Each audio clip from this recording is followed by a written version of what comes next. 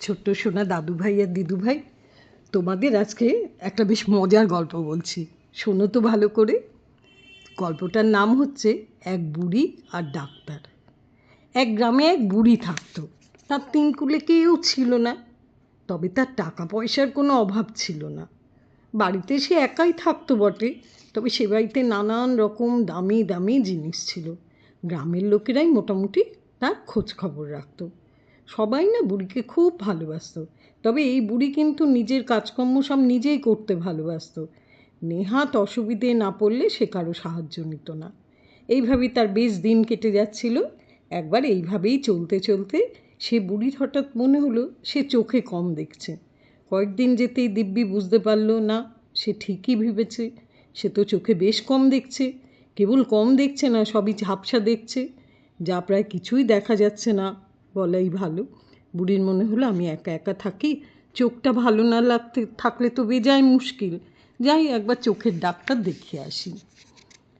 কী আবার হলো কে জানে, এই ভেবে বুড়ি গেল এক চোখের ডাক্তারের কাছে। সেই ডাক্তার আবার বুড়ির বাড়ির খুব কাছাকাছি থাকতো।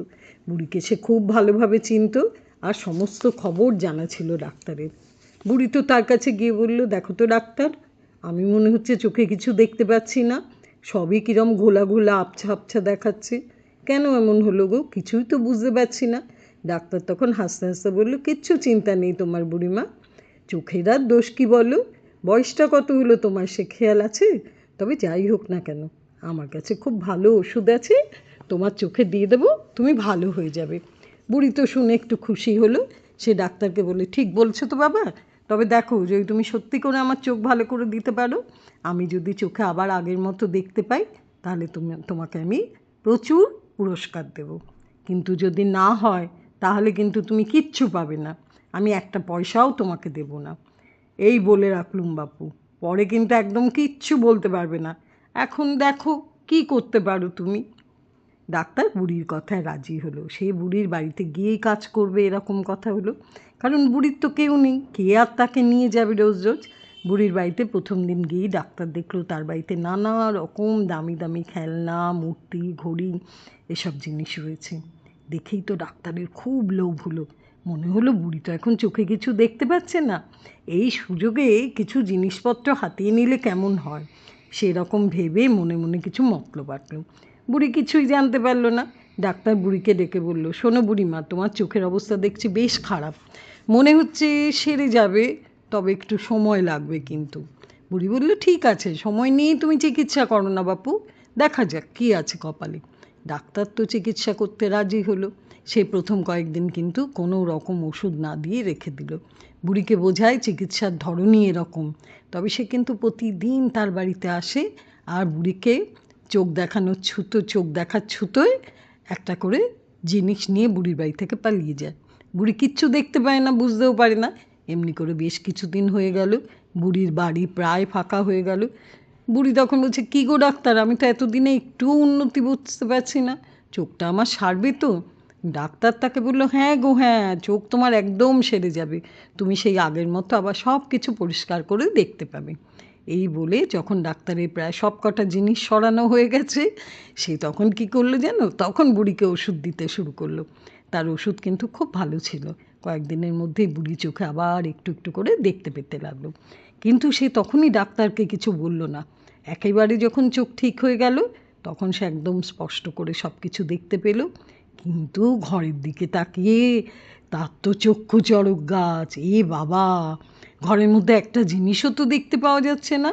বুঝলেন কিছু একটা গোলমাল হয়েছে। চারদিকে ভালো করে খোঁজ খবর করে জানা গেল ওই ডাক্তারই সব জিনিস একটা একটা করে চুরি করে নিয়েছে। বুড়ি কিন্তু তখনও ডাক্তারকে কিছু বলল না। এদিকে ডাক্তার ভাবলো বুড়ি তো আমাকে কিছু জিজ্ঞেস করলো না, তার মানে ও কিছুই বুঝতে পারেনি। সেই মনের আনন্দে বুড়িকে বলল, কী বুড়িমা, এখন তো তোমার চোখ একেবারে ঠিক হয়ে গেছে, আমার পুরস্কারটা তাহলে দাও আবার। বুড়ি ওই ডাক্তারের ব্যবহারে খুব বিরক্ত হয়েছিল। সে কোনো উত্তর না দিয়ে চুপ করে রইল। ডাক্তার বারবারই তাকে পুরস্কারের কথা বলে, কিন্তু বুড়ি কোনো উত্তর দেয় না, অন্যদিকে মুখ ফিরিয়ে বসে থাকে। এভাবে বারবার পুরস্কার চেয়েও যখন কিছু পাওয়া গেল না, তখন ওই ডাক্তার কোর্টে গিয়ে বুড়ির নামে অভিযোগ করলো। কোর্ট থেকে তো বুড়িকে ডেকে পাঠানো হলো। বুড়ি গেল সেখানে। কোর্টে গিয়েও কিন্তু বুড়ি সরাসরি ডাক্তারের নামে চুরির অভিযোগ আনলো না। সে বলল, দেখুন মশাই, আমি বলেছিলাম যদি আমার চোখ আগের মতো হয়ে যায় তাহলে আমি ডাক্তারকে পুরস্কার দেবো, কিন্তু আমার চোখ তো ঠিক হয়নি। ডাক্তার বলছেন বটে আমার চোখ আগের মতো ঠিক হয়ে গেছে, কিন্তু আমার মনে হচ্ছে চোখ আমার ঠিক হয়নি। বিচারক বললেন, এই আবার কী ব্যাপার, ডাক্তার বলছেন চোখ ভালো হয়ে গেছে আর বুড়িমা তুমি বলছো ভালো হয়নি? ডাক্তার একবার লাফ দিয়ে উঠে বলতে লাগলো, ডাহা মিথ্যে হুজুর, আপনি পরীক্ষা করে দেখুন তাহলে সব বুঝতে পারবেন। বুড়ি তখন ধীরে ধীরে বলল, হ্যাঁ হুজুর, আপনি নিজেই দেখুন কি ব্যাপার। আমি আগে আমার বাড়িতে যেসব জিনিস দেখতে পেতাম, পরে যখন চোখের অসুখ হলো সেসব আর দেখতে পেতাম না। এখনও কিন্তু আমি সেসব জিনিস কোথাও দেখতে পাচ্ছি না। তাহলে বলুন তো আমার চোখ কি ঠিক হয়েছে? এখন আপনি বিচার করে দেখুন তো দোষ কার, কে মিথ্যে বলছে। বিচারক তখন ওই বুড়ির উত্তরের আসল মানেটা বুঝতে পারল।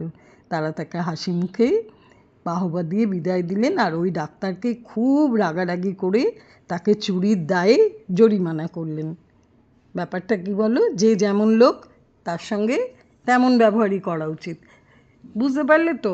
ডাক্তার চোখ ভালো করে দিল ঠিক কথা, কিন্তু ডাক্তারটা এত লোভী বুঝতে পারছো? কি লোভী, সব জিনিসপত্র সে নিয়ে গেছে আর এদিকে বলছে ওর চোখ ভালো হয়ে গেছে। বুড়ি কতটা চালাক ভাবো, বুড়িও কিন্তু বুঝতে পেরেছে যে ডাক্তার সব নিয়ে গেছে, কিন্তু তবুও অন্যভাবে ঘুরিয়ে ডাক্তার যে চোর সেটা প্রমাণ করে দিল, তাই না? ভালো লাগলো না গল্পটা? এরকম আবার অনেক গল্প নিয়ে আসবো, ঠিক আছে?